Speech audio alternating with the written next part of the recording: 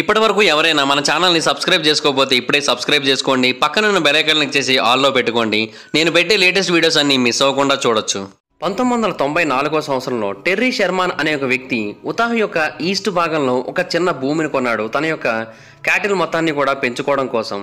అయితే ఆ నెక్స్ట్ సంవత్సరం షెర్మన్ కుటుంబాన్ని ఏలియన్స్ విపరీతంగా వెంటాడడం మొదలుపెట్టారు. అండ్ షెర్మన్ ఫ్యామిలీకి అది అత్యంత దారుణమైన సంవత్సరంగా మారిపోయింది. ఏలియన్స్ కనబడ్డారు, యానిమల్ మ్యూటేషన్స్ కనబడ్డాయి, వింత వింత క్రీచర్స్ కనబడ్డాయి. నోవాజోల్ లెజెండ్స్లో చెప్పబడిన ఆ క్రీచర్స్ గురించి అప్పటి వరకు వినడమే తప్ప ఎవరు చూసింది లేదు, కానీ వాళ్ళకి కనబడ్డాయి. సో అలాగా ఆ ప్రాంతం అనేది ఇప్పుడు ఈ ప్రపంచంలోని మోస్ట్ పారానార్మల్ ప్లేసెస్లో ఒకటిగా నిలిచింది. దాని పేరే స్కిన్ వాకర్ ర్యాంచ్. షెర్మన్స్ కుటుంబం ఆ ల్యాండ్ కొనుగోలు చేసిన తర్వాత ఒక సంవత్సరం వరకు ఆ ప్రాంతంలో చాలా ఆనందంగా గడిపారు. కానీ ఆ తర్వాతే వాళ్ళ యొక్క జీవితాల్లో మొత్తం అన్నీ కూడా మారిపోయాయి. టెర్రీ షెర్మన్, అతని భార్య అయిన గ్వెన్ షెర్మన్, అలాగే వాళ్ళ పిల్లలకి వీళ్ళందరికీ కూడా 1995 సంవత్సరంలో మొట్టమొదటిసారిగా ఈ ఎక్స్ట్రా టెరెస్ట్రియల్ ప్రెజెన్స్ అనేది జరిగింది. ఆ టైంలో వాళ్ళందరి తలపైన ఒక యుఎఫ్ఓ ఎగురుతూ కనిపించింది. కాకపోతే దాని కారణంగా ఎటువంటి ప్రమాదం జరగకపోవడంతో వీటిని పెద్దగా పట్టించుకోలేదు. కానీ ఆ తర్వాత ఈ యూఎఫ్ఓలు రెగ్యులర్గా కనిపించడం మొదలుపెట్టాయి. అండ్ అంతేకాకుండా అవి కనిపించిన ప్రతిసారి వీళ్ళకి సంబంధించిన జంతువులు కొన్ని చనిపోతూ ఉండేవి. అండ్ వాళ్ళకి కనిపించినంత వరకు అయితే ఈ యూఎఫ్ఓలు మ్యాక్సిమం చిన్న చిన్న బాక్స్ ఆకారంలో ఉండేవి.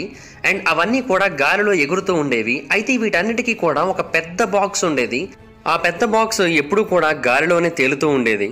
ఈ చిన్న చిన్న బాక్సులన్నీ కూడా ఆ పెద్ద బాక్స్ యొక్క కింద భాగానికి చేరుకుంటాయి. అంటే అదేమో మదర్ షిప్ లాగా, ఈ కిందవేమో బేబీస్ లాగా బిహేవ్ చేస్తూ ఉంటాయి. ఆ పెద్దదైతే చాలా అంటే చాలా పెద్దగా ఉంటుంది, కొన్ని ఫుట్బాల్ ఫీల్డ్స్ అంత పెద్దగా ఉంటుంది. ఈ కిందన ఎగురుతున్న చిన్న చిన్న బాక్సులు కూడా 40 అడుగుల పొడవు వరకు ఉంటాయి. అటువంటివి ఒక 7-8 ఆ మదర్ బాక్స్లో పడతాయి. అంటే అది ఎంత పెద్దగా ఉంటుందో మీరే అర్థం చేసుకోవచ్చు. అయితే ఒక పర్టికులర్ రోజున గ్వెన్ షెర్మాకి ఒక వింతైన ఎక్స్పీరియన్స్ జరిగింది. ఆ రోజు ఆమె కారులో డ్రైవ్ చేసుకుంటూ వస్తుంది. అప్పటికే బాగా రాత్రి అయిపోయింది, సుమారుగా రాత్రి 1 గంట అవుతుంది. ఆ టైంలో ఆమె కారు వెనకాతల కొన్ని లైట్స్ ఆకాశంలో ఎగురుతూ రావడాన్ని ఆమె రేర్ వ్యూ మిర్రర్ ద్వారా గమనించింది. అండ్ వాటిని చూసి ఆమె వేగంగా ముందుకు వెళ్ళడం మొదలుపెట్టింది. అండ్ అది తనని వెంటబడుతున్నట్టుగా ఆమె అర్థం చేసుకుని తన కారు యొక్క వేగాన్ని పెంచింది. యాక్సలరేటర్ని గట్టిగా తొక్కి తన ఇంటి వైపు వేగంగా దూసుకొని వచ్చి తన ఇంటి దగ్గర కారుని ఆపింది. ఇంటి దగ్గరికి వచ్చి కారును ఆపి వెనక్కి తిరిగి చూస్తే ఆ లైట్లు ఎక్కడా కూడా ఆమెకు కనిపించలేదు. కనుచూపు మేరలో ఎంత వెతికినా కూడా ఆమెకి అది కనిపించలేదు. అయితే ఆ తర్వాత రోజులు గడుస్తున్న కొద్దీ ఈ పారానార్మల్ ఎక్స్పీరియన్సెస్ వాళ్ళ ఇంటికి దగ్గరగా రావడం మొదలుపెట్టాయి. వాళ్ళ ఇంటి చుట్టుపక్కల ఉన్న ప్రాంతంలో ఒక పర్టికులర్ ఏరియాలో 3 వేరు సర్క్యులర్ హోల్స్ వంటివి కనిపించాయి. అంటే ఆ ప్రాంతంలో ఏదో అక్కడ ల్యాండ్ అయినట్టుగా కనిపించింది. అండ్ అది ల్యాండ్ అవ్వడం మాత్రమే కాకుండా దాని నుంచి ఏదో హీట్ వంటిది బయటకు రిలీజ్ అయ్యి ఆ ప్రాంతం మొత్తాన్ని కూడా కాల్చేసినట్టుగా అనిపించింది. అండ్ ఆ సర్కిల్స్ అన్నీ కూడా 8 అడుగుల డయామీటర్లో ఉన్నాయి. అంటే ఇవన్నీ కూడా చిన్న యూఎఫ్ఓలు అనైతే వాళ్ళు అభిప్రాయపడ్డారు. అయితే కింద నుంచి వీళ్ళకి సర్కిల్ ఆకారంలో కనిపించినప్పటికీ కూడా ఒకవేళ పైనుంచి చూసినట్టయితే అవి ట్రయాంగిల్ ఆకారంలో ఉన్నట్టుగా కూడా కనిపించాయి. సో ఏదో చాలా మిస్టరీగా ఉందని వాళ్ళు ఆశ్చర్యపోతూ ఉన్న టైంలో వాళ్ళ ఇంటి చుట్టుపక్కల ప్రతిరోజు ఇటువంటి హోల్స్ చాలానే కనిపించడం మొదలుపెట్టాయి. హాయ్ ఫ్రెండ్స్, మీరు ఎప్పుడైనా సరే 5,000 రూపాయల ప్రొడక్ట్ 250 రూపాయలకు రావడానికి గమనించారా? లేదు కదా. కానీ అమెజాన్, ఫ్లిప్కార్ట్ లాంటి కంపెనీస్ ఏం చేస్తూ ఉంటాయంటే కొన్ని గోల్డెన్ హవర్స్ టైంలో మెగా డీల్స్ ఇస్తూ ఉంటాయి. ఆ డీల్స్ టైంలో ఒక్కొక్క ప్రోడక్ట్ మీద 90% నుంచి 95% వరకు డిస్కౌంట్ అయితే ఉంటుంది. అయితే ఈ డీల్స్ కోసం మీరు కాన్స్టెంట్గా ఆ యాప్స్ చెక్ చేస్తూ ఉండలేరు కదా. కానీ మీకోసం నేను వాటన్నిటిని కూడా కాన్స్టెంట్గా చెక్ చేస్తూ ఉంటాను. అండ్ దాంట్లో ఎప్పుడు ఏ డీల్ పెట్టినా కూడా ఇమీడియట్గా మీకు ఆ ప్రోడక్ట్ని అయితే షేర్ చేస్తాను. మీరు ఇమీడియట్గా ప్రోడక్ట్ని పర్చేస్ చేయొచ్చు దాని నుంచే. అండ్ అంతేకాదు కొన్ని ఎక్స్ట్రాడినరీ ప్రొడక్ట్స్ ఉంటాయి, వాటిని మీరు బయట ఎక్కడ కూడా చూడరు. వాటి గురించి కూడా నేను మీకు షేర్ చేస్తాను. మీరు సింపుల్గా చేయాల్సింది ఒకటే, కింద డిస్క్రిప్షన్లో మన టెలిగ్రామ్ ఛానల్ లింక్, మన వాట్సాప్ ఛానల్ లింక్, మన ఇన్స్టా బ్రాడ్కాస్ట్ ఛానల్ లింక్ ఉంటాయి. వీటిలో మీరు ఏ యాప్ ఎక్కువగా వాడతారో ఆ యాప్కి సంబంధించిన లింక్ మీద క్లిక్ చేసి ఆ యాప్లో ఉన్న మన ఛానల్ని ఫాలో అవ్వండి. దాంట్లో రెగ్యులర్గా చాలా ప్రొడక్ట్స్ అయితే మీకు అప్డేట్ అవుతూ ఉంటాయి. అండ్ ఆ ప్రొడక్ట్స్లో మీకు ఏది నచ్చినట్టయితే దాన్ని మీరు కొనుగోలు చేయొచ్చు వెంటనే. సో డిస్క్రిప్షన్లో లింక్స్ ఉన్నాయి, వెంటనే ఫాలో అవ్వండి. వాటిలో కొన్ని 3 అడుగుల వెడల్పు ఉన్నాయి, కొన్ని అడుగుల లోతు వరకు ఉన్నాయి. సో షెర్మన్స్కి అసలు ఏం జరుగుతుందో అర్థం కాలేదు. వాళ్ళు దేని చూస్తున్నారో కూడా వాళ్ళకు క్లారిటీ అంటూ రావట్లేదు. అయితే ఆ టైంలోనే మ్యూటిలేషన్స్ అనేవి మొదలయ్యాయి. ఇటువంటి పారానార్మల్ ఎక్స్పీరియన్సెస్ విపరీతంగా పెరుగుతూ ఉండడంతో షెర్మన్ ఫ్యామిలీ విపరీతంగా భయపడడం మొదలుపెట్టింది. సో వాళ్ళు ఎప్పుడైనా సరే ఇటువంటి ఫెనామినాన్ ఎదురైనట్టయితే దాన్ని ఫోటోగ్రాఫ్ తీయడం, దాన్ని రికార్డ్ చేయడం, ఇటువంటి చేయడం మొదలుపెట్టారు. బట్ వాళ్ళు చాలా తక్కువ మొత్తంలో మాత్రమే సక్సెస్ అయ్యారు. బట్ వాటిలో ఉన్న వాటిని చూసి కూడా వాళ్ళు చాలా భయపడేవారు. అయితే 1995 ఏప్రిల్లో ఒకరోజు టెర్రీ షెర్మన్ తన ఇంటిని వదిలేసి తన యొక్క ఆవును వెతుక్కోవడానికి బయలుదేరాడు. అది ఇంకొద్ది రోజుల్లో దూడకి జన్మనివ్వబోతుంది. సో అందుకనే దాన్ని జాగ్రత్తగా చూసుకోవాలని అతను అనుకున్నాడు. అయితే పంట పొలం దగ్గరికి వెళ్ళేసరికి అక్కడ అతనికి ఆవు కనిపించింది, కానీ దాని చుట్టుపక్కల ప్రాంతాలలో చాలా లైట్లు కూడా కనిపించాయి. ఇతనేమనుకున్నాడంటే చుట్టుపక్కల ప్రాంతాల్లో చాలా మంది పిల్లలు ఉంటారు, వాళ్ళ యొక్క 4 వీలర్స్తో పంట పొలాల్లో ఆడుతున్నారేమో అనుకున్నాడు. కానీ దగ్గరికి వెళ్ళి చూసేసరికి అతను అనుకున్నదంతా కూడా అబద్ధమని తెలిసింది. అతను దగ్గరికి వెళ్ళి చూసేసరికి ఆ లైట్లు సుమారుగా 50 అడుగుల ఎత్తుకు చేరుకున్నాయి. టెర్రీ ఇమీడియట్గా వాటి దగ్గరికి పరిగెట్టుకుంటూ వెళ్ళాడు. కానీ అప్పటికే ఆ లైట్లు అతనికి అందనంత దూరంగా వెళ్ళిపోయి ఆకాశంలోకి వెళ్ళిపోయి మాయమైపోయాయి. సో ఆ యూఎఫ్ఓ ఎక్కడైతే కనిపించిందో అతను ఆ ప్రాంతానికి చేరుకున్నాడు. అక్కడికి వెళ్ళి చూస్తే తన ఆవు పూర్తిగా చనిపోయి కనిపించింది. అయితే ఆ ఆవు ఎడమ కంటిలో ఒక చిన్న రంధ్రం ఉంది, అది తప్ప ఆ ఆవు యొక్క శరీరం మీద ఎక్కడ ఎటువంటి గాయాలు లేవు. అయితే ఆ ఆవుని మరింత ఎక్కువగా పరిశీలించాడు, చాలా బాధపడుతూ చూస్తూ ఉన్నాడు. అప్పుడు అతనికి ఒక విషయం చాలా ఆశ్చర్యంగా అనిపించింది. అదేంటి అంటే ఆ ఆవు యొక్క ఎడమ కంటిలో రంధ్రం చేయబడింది, కానీ ఆ రంధ్రం నుంచి కూడా ఒక్క చుక్క రక్తం కూడా బయటికి రాలేదు. అంటే ఆ ఆవు యొక్క శరీరంలో అసలు రక్తమే లేనట్టుగా మారిపోయింది. ఎవరో ఆ ఆవుని చంపేసి ఆ ఆవు యొక్క రక్తం మొత్తాన్ని కూడా ఆ ఎడమ కంటిని ఉపయోగించి పూర్తిగా బయటికి తోడేసినట్టుగా అతనికి అనిపించింది. సో టెర్రీ ఆ చుట్టుపక్కల ప్రాంతాలలో ఏమైనా ఫుట్ ప్రింట్స్ ఏమైనా కనిపిస్తాయా, ఏమైనా జంతువుల యొక్క సంకేతాలు కనిపిస్తాయేమో అని వెతికాడు. కానీ అతనికైతే ఎక్కడా కూడా అటువంటివి కనిపించలేదు. సో ఏదో ఒక ఊహించని సంఘటన జరిగింది. ఆకాశంలోకి ఎగురుకుంటూ వెళ్ళిపోయిన ఆ ఆబ్జెక్ట్స్ తన కొత్త ఏమీ కాదు కదా. ఆ ఆబ్జెక్ట్కి చెందిన వాళ్ళే ఎవరో తన యొక్క ఆవు యొక్క ఎడమ కంటికి పంక్చర్ వేసి ఆ పంక్చర్ ద్వారా మొత్తం రక్తం అంతా కూడా తోడేశారనైతే ఆయన అభిప్రాయపడ్డాడు. అయితే అదొక్కసారి కాదు, షర్మన్ క్యాటిల్ చనిపోవడం, ఆ తర్వాత ఎన్నోసార్లు ఇలాగా క్యాటిల్ మ్యూటిలేషన్స్ అనేవి జరిగాయి. కొద్ది రోజుల తర్వాతే మరొక ఆవు కూడా చనిపోయింది, దీనికి కూడా ఎడమ కంటిలో ఒక రంధ్రం ఉంది. సో అందువలనే ఇది చనిపోయిందని అతను అనుకున్నాడు. కానీ ఈసారి అతను మరొక వింతైన విషయాన్ని కూడా నోటీస్ చేశాడు. అదేంటి అంటే కేవలం ఎడమ కంటి దగ్గర మాత్రమే రంధ్రం కాకుండా ఆ ఆవు యొక్క రెక్టం దగ్గర కూడా ఒక 6 ఇంచుల రంధ్రాన్ని చేశారు. అండ్ దాని నుంచి కూడా రక్తాన్ని తోడేశారు అన్నట్టుగా అనిపించింది. అండ్ ఇంతకుముందు ఇలాగే మ్యూటిలేషన్కి గురై చనిపోయిన ఆవుకి ఈ ఆవుకి మధ్య ఒక సిమిలారిటీని ఆయన గుర్తించాడు. అదేంటి అంటే ఈ రెండింటి నుంచి కూడా ఒక వింతైన కెమికల్ స్మెల్ వస్తుంది. అంటే ఆ ఆవుని ఏదో ఒక ల్యాబ్లో పరీక్ష చేసినట్టుగా ఆ ల్యాబ్లోని కెమికల్స్ అన్నీ కూడా దీని యొక్క శరీరం మీద పూసినట్టుగా ఆ వింతైన వాసన అయితే వచ్చింది. మొదటిసారి అలాగే వచ్చింది, రెండోసారి అలాగే వచ్చింది. అయితే ఆ తర్వాత సంవత్సరాలు గడుస్తున్న కొద్దీ ఆవులు మాయమైపోవడం మొదలుపెట్టాయి. కొన్ని అయితే అసలు ఏమీ కనిపించేవి కాదు. అయితే అది 1996 సంవత్సరం వింటర్. ఆ టైంలో ఆవులన్నీ కూడా మేతను మేయడానికి కొంచెం దూరం అడవిలోకి వెళ్ళాయి. అయితే ఆ ఆవులు ఎటుపోయాయో తెలుసుకోవడం కోసం వాటిని వెతుక్కుంటూ షర్మన్ కూడా కొంచెం దూరం ముందుకు వెళ్ళాడు. ఆ ఆవుల యొక్క అడుగులను వెతుక్కుంటూ అతను ముందుకు నడవడం మొదలుపెట్టాడు. కొంచెం దూరం వెళ్ళిన తర్వాత మిగతా ఆవులన్నీ కనిపించాయి, కానీ ఒక్క ఆవు మాత్రం కనిపించలేదు. బట్ అక్కడ నుంచి ఇంకొన్ని పాదముద్రలు కనిపించాయి. వాటిని అనుసరిస్తూ అలాగ ముందుకు వెళితే ఆ పాదముద్రలు కొన్ని చెట్ల దగ్గరికి వెళ్ళేసరికి ఆగిపోయాయి. కానీ ఆ చుట్టుపక్కల ప్రాంతాల్లో ఎక్కడా కూడా ఆ ఆవు కనిపించలేదు. అంటే ఆ ఆవుని అక్కడ నుంచి సడన్గా ఎవరో గాల్లోకి పైకెత్తుకొని తీసుకొని వెళ్ళిపోయినట్టుగా ఎందుకనో అతనికి ఆ అడుగులు అక్కడ ఆగిపోవడం చాలా ఆశ్చర్యంగా అనిపించింది. అయితే అలా చుట్టూ చూస్తూ పైకి చూశాడు. పైన ఒక చెట్టు ఉంది. ఆ చెట్టు యొక్క భాగం అంతకు ముందు రోజు వరకు బాగానే ఉంది, కానీ ఆ రోజు మాత్రం ఎవరో బలంగా దాన్ని విరిచేసినట్టుగా కొన్ని బ్రాంచెస్ విరిగిపోయి కనిపించాయి. ఇది అతన్ని చాలా ఆశ్చర్యపరిచింది. అంటే పైన ఏదో ఒక ఆబ్జెక్ట్ ఆగినట్టు, ఆ ఆగిన ఆబ్జెక్ట్ ఆవుని సడన్గా పైకి లాగేసినట్టు, అలాగ పైకి లాగేస్తున్న టైంలో ఆ ఆవు యొక్క బలం కారణంగా ఆ చెట్టు కొమ్మలు కొన్ని విరిగిపోయినట్టుగా అతనికి అనిపించింది. సో ఇదేదో చాలా భయంకరంగా ఉందనుకొని వెళ్ళి తన భార్యకి తన పిల్లలకి చెప్పాడు. అండ్ వాళ్ళు కూడా చాలా భయపడ్డారు. అండ్ అప్పటి నుంచి వాళ్ళ యొక్క ఆవుల గురించి మరింత జాగ్రత్తగా ఉండడం మొదలుపెట్టారు. బట్ ఎప్పుడు ఏం జరుగుతుందో వాళ్ళకు కూడా తెలియదు కదా. అందువలన ఇటువంటి సంఘటనల్ని వాళ్ళైతే ఆపలేకపోయారు. అయితే ఆ టైంలోనే అత్యంత వరస్ట్ పార్ట్ వాళ్ళకి ఎదురైంది. ఒకరోజు శర్మన్ యొక్క పాప తమ యొక్క చిట్ట చివరి ఆవు కూడా మంచు లోపల కూరుకుపోయి చనిపోయి ఉండడాన్ని గమనించింది. వాళ్ళ ఇంటికి ఎక్కువ దూరంలో ఏమీ కాదు, దగ్గరలోనే చనిపోయింది. వెంటనే తన తండ్రిని తీసుకొని ఆ ప్రాంతానికి వెళ్ళింది. అండ్ సేమ్ ఈ ఆవు మీద కూడా 6 ఇంచుల వెడల్పు 18 ఇంచుల లోతులో ఒక రంధ్రం అయితే ఆ ఆవు యొక్క శరీరంలో ఉంది. శరీరం యొక్క వెనక భాగంలో చేశారు. అయితే ఎక్కడా కూడా రక్తపు మరకలు అయితే కనిపించలేదు. ఆ రంధ్రం నుంచి ఒక్క చుక్క రక్తం కూడా బయటకు వచ్చినట్టుగా అనిపించట్లేదు.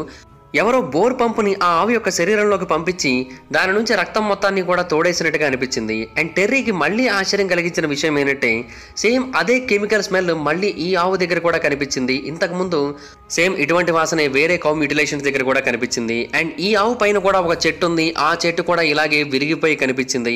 అండ్ అది కూడా ఒక సర్క్యులర్ ప్యాటర్న్లో కనిపించింది. సో ఇమీడియట్గా ఈ విషయం గురించి అథారిటీస్కి కంప్లైంట్ ఇచ్చాడు.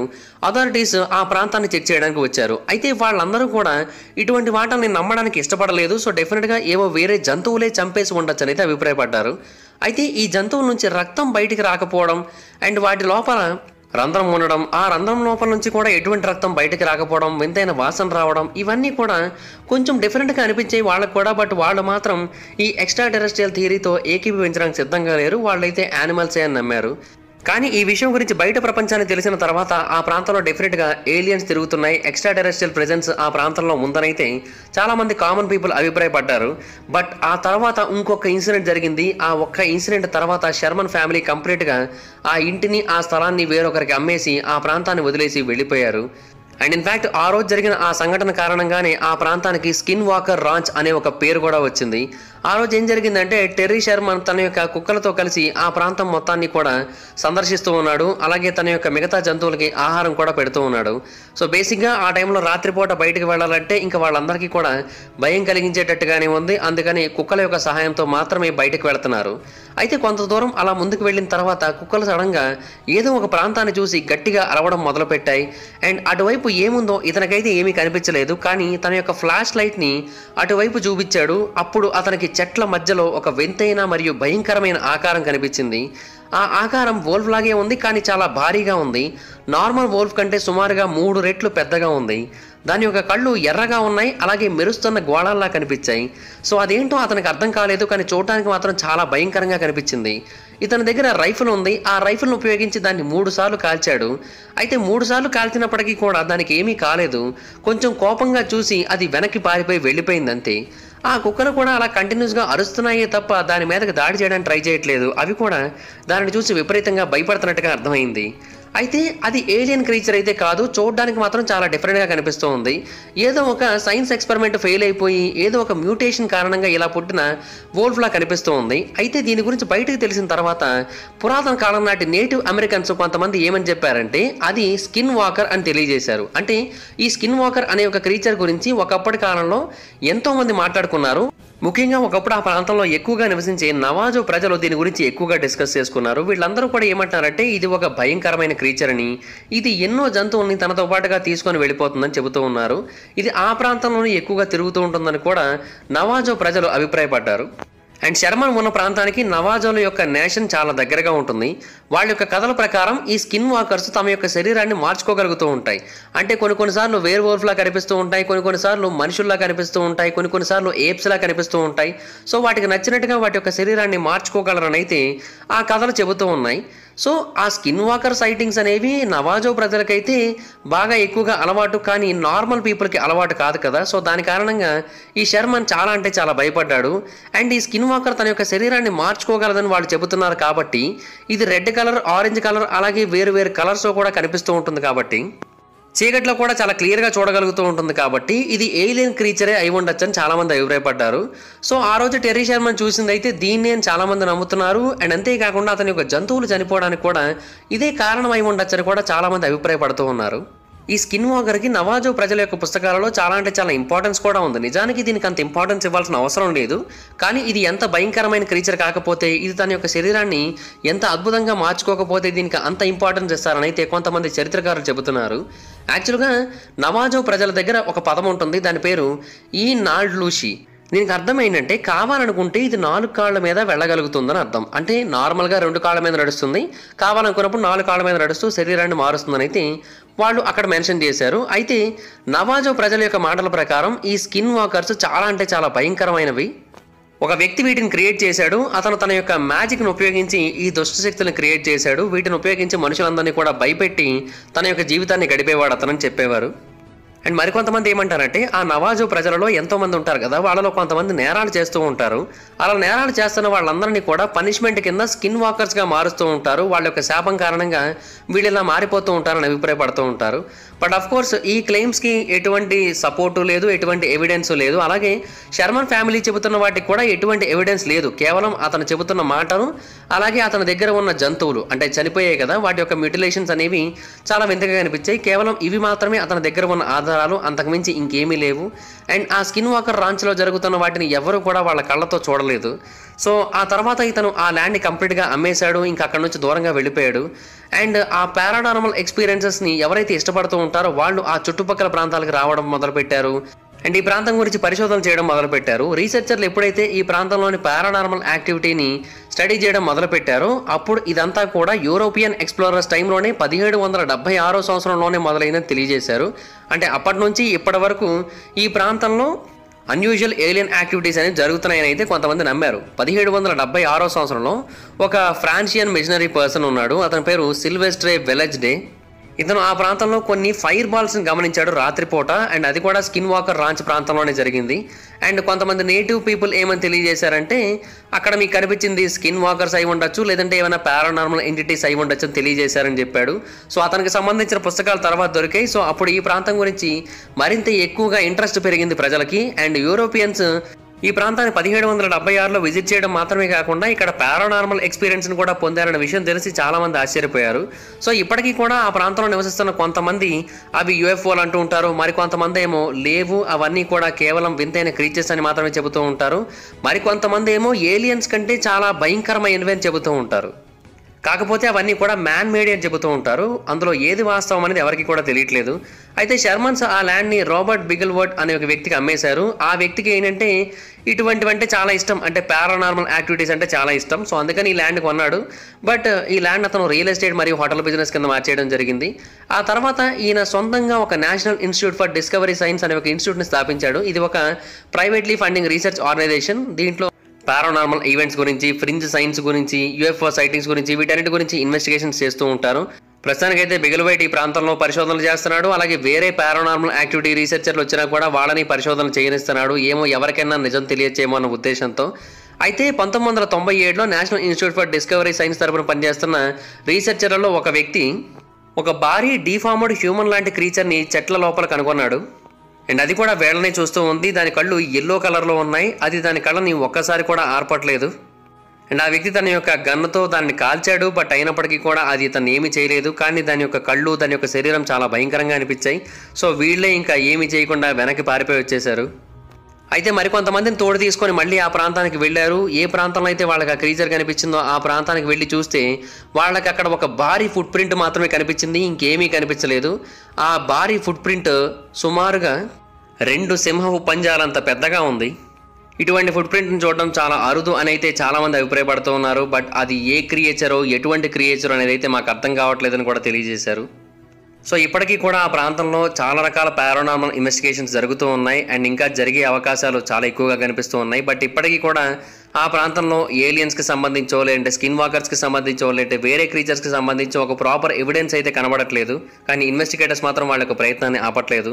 చూడాలి మరి ఎప్పటికైనా సరే ఈ ప్రాంతాన్ని భూమి మీద ఉన్న అత్యంత పవర్ఫుల్ మరియు పారానార్మల్ ప్లేసెస్లో ఒకటిగా ప్రపంచానికి రుజువు చేయాలనే ఉద్దేశంతో చాలామంది పరిశోధనలు చేస్తున్నారు. వాళ్ళ యొక్క పరిశోధన ఎప్పటికైనా విజయం సాధిస్తుందేమో మరి. Okay guys, thank you for watching. ఈ వీడియో కనుక మీకు నచ్చినట్లయితే డెఫినెట్గా లైక్ చేయండి. అలాగే ఈ వీడియోని మీ ఫ్రెండ్స్కి, ఫ్యామిలీ మెంబర్స్కి షేర్ చేయండి. ఇప్పటివరకు ఎవరైనా సరే మన ఛానల్ని సబ్స్క్రైబ్ చేసుకోకపోతే ఇప్పుడే సబ్స్క్రైబ్ చేసుకోండి. అలాగే పక్కన ఉన్న బెల్ ఐకాన్ క్లిక్ చేసి ఆల్లో పెట్టుకోండి. అలాగే మన ఛానల్కి ఎవరైనా సపోర్ట్ చేయాలనుకుంటే కింద సబ్స్క్రైబ్ బటన్ పక్కన జాయిన్ బటన్ ఉంటుంది. దాని మీద క్లిక్ చేసి మీకు తోచినంత అమౌంట్తో మెంబర్షిప్ తీసుకొని కూడా మన ఛానల్ సపోర్ట్ చేయొచ్చు. నా ఇన్స్టాగ్రామ్ యొక్క లింక్ కింద డిస్క్రిప్షన్లో ఉంటుంది. దాని మీద క్లిక్ చేసి మీరు నన్ను ఇన్స్టాగ్రామ్లో ఫాలో అవ్వండి. అలాగే మీరు ఏదైనా ఒక టాపిక్ గురించి నన్ను వీడియో చేయమని అడగాలనుకుంటే ఇన్స్టాగ్రామ్లో నాకు మెసేజ్ చేయండి. నేను దాని గురించి వీడియో చేయడానికి ట్రై చేస్తాను. Thank you guys, bye bye. Hi friends, మీరు ఎప్పుడైనా సరే 5,000 రూపాయల ప్రొడక్ట్ 250 రూపాయలకి రావడానికి గమనించారా? లేదు కదా. కానీ అమెజాన్, ఫ్లిప్కార్ట్ లాంటి కంపెనీస్ ఏం చేస్తూ ఉంటాయంటే కొన్ని గోల్డెన్ హవర్స్ టైంలో మెగా డీల్స్ ఇస్తూ ఉంటాయి. ఆ డీల్స్ టైంలో ఒక్కొక్క ప్రొడక్ట్ మీద 90% నుంచి 95% వరకు డిస్కౌంట్ అయితే ఉంటుంది. అయితే ఈ డీల్స్ కోసం మీరు కాన్స్టెంట్గా ఆ యాప్స్ చెక్ చేస్తూ ఉండలేదు కదా. కానీ మీకోసం నేను వాటన్నిటిని కూడా కాన్స్టెంట్గా చెక్ చేస్తూ ఉంటాను. అండ్ దాంట్లో ఎప్పుడు ఏ డీల్ పెట్టినా కూడా ఇమీడియట్గా మీకు ఆ ప్రొడక్ట్ని అయితే షేర్ చేస్తాను. మీరు ఇమీడియట్గా ప్రొడక్ట్ని పర్చేస్ చేయొచ్చు దాని నుంచే. అండ్ అంతేకాదు కొన్ని ఎక్స్ట్రాడినరీ ప్రొడక్ట్స్ ఉంటాయి, వాటిని మీరు బయట ఎక్కడ కూడా చూడరు. వాటి గురించి కూడా నేను మీకు షేర్ చేస్తాను. మీరు సింపుల్గా చేయాల్సింది ఒకటే, కింద డిస్క్రిప్షన్లో మన టెలిగ్రామ్ ఛానల్ లింక్, మన వాట్సాప్ ఛానల్ లింక్, మన ఇన్స్టా బ్రాడ్కాస్ట్ ఛానల్ లింక్ ఉంటాయి. వీటిలో మీరు ఏ యాప్ ఎక్కువగా వాడతారో ఆ యాప్కి సంబంధించిన లింక్ మీద క్లిక్ చేసి ఆ యాప్లో ఉన్న మన ఛానల్ని ఫాలో అవ్వండి. దాంట్లో రెగ్యులర్గా చాలా ప్రొడక్ట్స్ అయితే మీకు అప్డేట్ అవుతూ ఉంటాయి. అండ్ ఆ ప్రొడక్ట్స్లో మీకు ఏది నచ్చినట్టయితే దాన్ని మీరు కొనుగోలు చేయొచ్చు వెంటనే. సో డిస్క్రిప్షన్లో లింక్స్ ఉన్నాయి, వెంటనే ఫాలో అవ్వండి.